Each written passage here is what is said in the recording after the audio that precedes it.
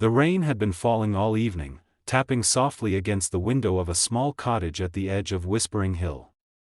Inside, little Koko sat curled up on his bed, hugging his worn-out blue blanket. The air smelled of damp earth and wet grass, and the sound of rain filled the room like a song that never ended. He didn't mind the rain usually, he loved how it drummed on the roof and how puddles shimmered under streetlights. But tonight, the rain felt different. It was heavier, lonelier, as if the sky was crying about something Koko couldn't see. His mother had tucked him in hours ago, whispering goodnight before blowing out the candle. Yet, Koko couldn't sleep. He kept staring at the window where the drops ran down like silver threads, merging and splitting in strange patterns. Each gust of wind made the trees outside sway and whisper secrets to the night. Koko thought he heard faint giggles between the raindrops, light, musical sounds that made him sit up and listen harder. But when he opened the window a crack, only the cold mist greeted him. The sound came again, softer this time, like tiny bells ringing in the distance. Koko climbed down from his bed and padded across the wooden floor, careful not to wake his mother. He pressed his face close to the windowpane, his breath fogging up the glass. That's when he saw it, a faint, shimmering light dancing near the old oak tree in their backyard. The light moved with the rhythm of the rain, pulsing brighter each time a drop touched it. Koko's eyes widened in wonder. He whispered to himself, "That's not lightning, is it?" Curiosity tugged at him stronger than sleep ever could. He slipped on his raincoat, tiptoed past the snoring sound of his father's chair creaking, and pushed the back door open. The night greeted him with cool droplets and the rich smell of rain-soaked soil. The light was still there, swaying and flickering near the oak like a firefly too big for the night sky. Koko stepped closer, shoes splashing in puddles, his heart thumping with both excitement and fear. He had never been out this late, but something about the glowing figure felt safe, almost kind. Then, as he reached the old tree, the glow brightened into a soft sphere of blue and silver light. The rain seemed to pause around it, drops hanging midair like glass beads. Inside the glow, Koko saw a tiny figure, wings like misty crystal, hair like woven moonlight, and eyes that shimmered with 1,000 raindrops. The being smiled, tilting her head as she hovered before him. "You can see me," she said, her voice barely louder than the falling rain. Koko nodded, speechless. The fairy's smile widened. "Good. Then maybe you can help me, before the rain forgets how to stop."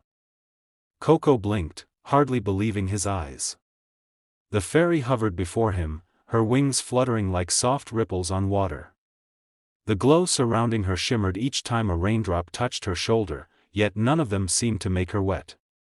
Instead, the rain seemed to listen to her, pausing briefly before falling again. Koko's heart pounded. Who are you?" he asked in a trembling voice. The fairy's eyes sparkled kindly. "I'm Lyra, the rain fairy," she replied. "And I've been waiting for someone who can hear the rain's song."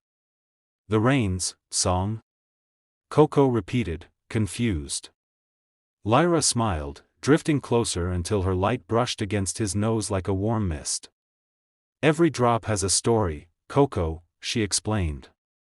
"They fall from the clouds to help the earth rest, to wash away sadness, to make things grow. But tonight, the rain has lost its way." Her voice trembled slightly, and for the first time, Koko noticed a faint dimness in her glow. Something is wrong in the cloud realm. The rain forgot how to end, and if it keeps falling without pause, the world below will soon drown in sorrow. Koko's eyes widened.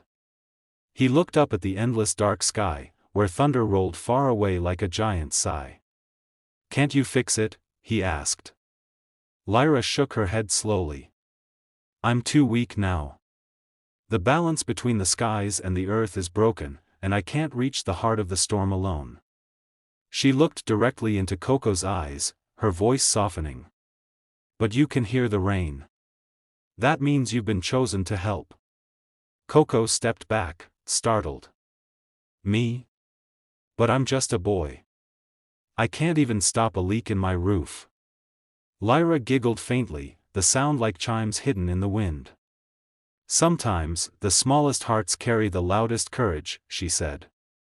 The rain trusts you, Koko. It whispered your name to me through every drop tonight. Koko felt his face warm even as the cold rain ran down his cheeks. He looked at his reflection in a puddle, small, uncertain, and soaked, and wondered if he could really help something as big as the sky. Still, something inside him stirred, a spark of determination glowing brighter than his fear. The fairy extended her hand, tiny and luminous. Will you help me find the lost tear of the clouds? She asked. It's the only way to stop the endless rain. Koko hesitated, then nodded firmly. Yes, he said, voice steady. Tell me what to do. Lyra's smile returned, and her wings flared with light once more. Then come, she whispered. But remember, the rain will test your heart before it reveals its secret. And before Koko could ask what she meant, the world around him shimmered, the puddles deepened, the air thickened, and suddenly, he felt himself being pulled upward, into the very heart of the storm. Wind whirled around Koko as if the storm had swallowed him whole. For a moment, he felt weightless, spinning through streaks of rain and flashes of silver lightning. Then, slowly, the storm calmed. The sound of thunder faded into a soft hum, and Koko opened his eyes. He was standing on what looked like a path made of mist, stretching across a vast sky. The ground beneath him felt cool and soft, like walking on cotton. Above, enormous clouds drifted like mountains, glowing faintly with colors that shifted between pearl, violet, and blue. The air shimmered with light, and every breath felt clean and alive. Lyra hovered beside him, her wings fluttering gently. Welcome to the cloud realm, she said with a small smile. This is where all rain begins. Koko gazed around in awe. He could see rivers of light flowing between the clouds, currents of rainwater that hadn't yet fallen. Little droplets floated in the air, humming faint melodies as they drifted past. It was beautiful, but something about it felt wrong. The light in the sky flickered unevenly, and the rivers seemed to twist restlessly, like they were lost. It's so quiet, Koko whispered. Lyra nodded sadly. It shouldn't be. They began walking across the misty bridge, the sound of Koko's footsteps muffled. As they moved, shapes began to appear in the distance, tall, shimmering spires made of crystallized rain. Each tower pulsed faintly with the rhythm of a heartbeat. Those are the rain spires, Lyra explained. They guide the rainfall below. But when the tear of the clouds went missing, the spires grew weak. Koko frowned. What exactly is the tear of the clouds? Lyra hesitated before answering. It's the first drop of rain ever born, the heart of balance between sky and earth. Without it, the clouds can't rest. They weep forever.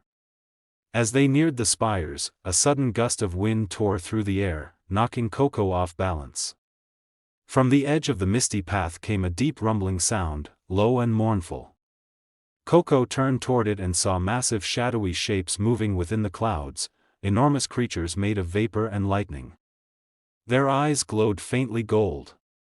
Lyra darted in front of him. Stay back, she warned. Those are storm sentinels. They guard the skies from intruders. Koko's heart raced as one of the sentinels turned its head toward him, its form coiling like smoke. They think we're the cause of the imbalance, Lyra whispered. You must not show fear, fear feeds the storm. The sentinel drifted closer, thunder crackling in its wake. Koko clenched his fists, remembering Lyra's words. His body trembled, but he stood tall, looking straight into the glowing eyes. We're here to help, he said firmly, though his voice shook. For a moment, nothing happened. Then the creature blinked, a slow, deliberate motion, and the air around it softened. The thunder faded into a distant hum. The sentinel lowered its head slightly before dissolving back into the mist. Lyra smiled with relief. You did it. The clouds believe you now. Koko exhaled shakily. I didn't think it would work. Lyra's expression turned serious again. It only just began to. The mist bridge curved upward into a spiral that vanished into the glowing clouds. Lyra and Koko climbed higher, guided by the faint hum of the rain spires. The air grew colder, sharper, filled with the electric taste of thunder. Koko's hair stuck to his forehead, but he didn't slow down. "Where are we going?" he asked, panting slightly. Lyra pointed toward a distant flicker of blue fire at the peak of the tallest cloud. "There," she said softly. "That's the storm's heart, where the tear of the clouds was kept. If we're lucky, it's still there." But something in her voice sounded uncertain, almost fearful. As they neared the glowing core, the air thickened, swirling like smoke. The light grew stronger, flashing through the mist like a heartbeat. Suddenly, the bridge shuddered beneath them. A voice, deep and echoing, rolled through the sky. "Why do you seek what cannot be returned?" it thundered. Koko froze. The clouds before them parted, revealing a vast face formed from stormlight, eyes like whirlpools of rain, a mouth shaped from lightning. Lyra bowed deeply. "Great Tempest," she whispered. "We come to restore balance. The rain has forgotten peace." The Tempest's eyes narrowed, and its voice rumbled low. "Peace was lost when you let mortals forget the sky's sorrow." Lightning flashed across its face, illuminating the swirling chaos behind it. Lyra trembled. "It wasn't my choice," she cried. "The tear was taken, stolen by a shadow born of greed." Koko's heart pounded as he stepped forward. "Then help us find it," he pleaded. "The world below is drowning. Please." The Tempest's expression softened slightly. "You speak with a heart unclouded by pride," it murmured. "Perhaps the rain still remembers kindness." The storm giant lifted its hand, and the air shimmered, revealing a portal of swirling mist. Through the portal, Koko saw a strange scene, a dark cloud cave hidden beneath the storm's heart. At its center lay a glimmering drop of blue light, pulsing weakly. Shadows slithered around it like serpents of smoke. "That's the tear," Lyra gasped. "But the shadows are feeding on it, draining its light." The Tempest's voice thundered again. "Only one who carries both mortal warmth and the rain's spirit may touch it. Go, child, before its light fades forever." Before Koko could reply, the wind surged, pulling him through the portal. He landed inside the dark cave, knees hitting soft cloud ground. The air was icy, filled with whispers that sounded like angry wind. The tear floated in front of him, glowing dimly. The shadows circled it, whispering, "Leave it, it belongs to the storm now." Koko's chest tightened with fear, but he remembered Lyra's words, "The rain trusts you." Taking a deep breath, he reached out his hand. The shadows lunged, but instead of fighting, Koko closed his eyes and whispered softly, "The rain isn't sorrow. It's hope." His words echoed like ripples, and warmth spread through the cave. The shadows hissed and dissolved into mist, leaving the tear glowing brighter than before. The light expanded, flooding the cave with brilliance. Koko felt the warmth spread through his fingers, up his arms, into his heart. Then, through the swirling light, Lyra appeared beside him, her wings sparkling anew. "You did it," she breathed, her voice full of wonder. The tear floated between them, whole again, shining like the first morning sun. But before Koko could smile, the entire realm trembled.